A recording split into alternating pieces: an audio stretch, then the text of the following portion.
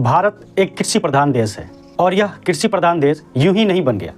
भारत के पास शुरू से ही दुनिया का सबसे उपजाऊ जमीन था और आज भी है।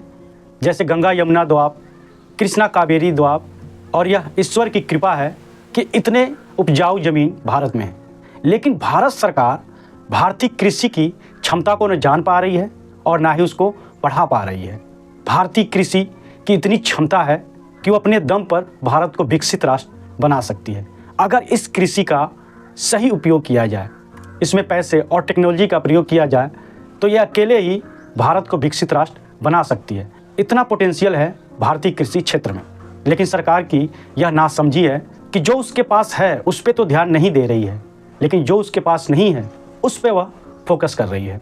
जहाँ दुनिया भर के देश अपने कृषि क्षेत्र को प्राथमिकता दे रहे हैं और उत्पादन बढ़ाने पर पूरा अपना ध्यान दे रहे हैं। चाइना, अमेरिका, रसिया, इन देशों में तो उत्पादन भारत से कई गुना है और इसका श्रेय वहाँ की सरकार को जाता है। वहाँ उन्होंने बड़े बड़े कैनाल बनाए, कृषि सब्सिडी दी, किसानों को मार्केट की सुविधा दी, यंत्र उपलब्ध कराए और उन्हें अंतर्राष्ट्रीय मार्केट का हिस्सा भी बनाया।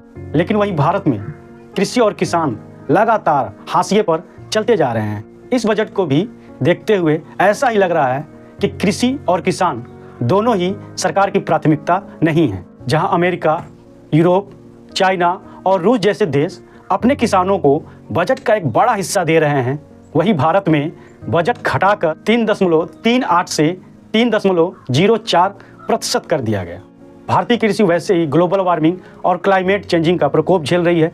ऐसे में बजट कम कर देना यह कृषि और किसान पर एक वज्रपात जैसा है।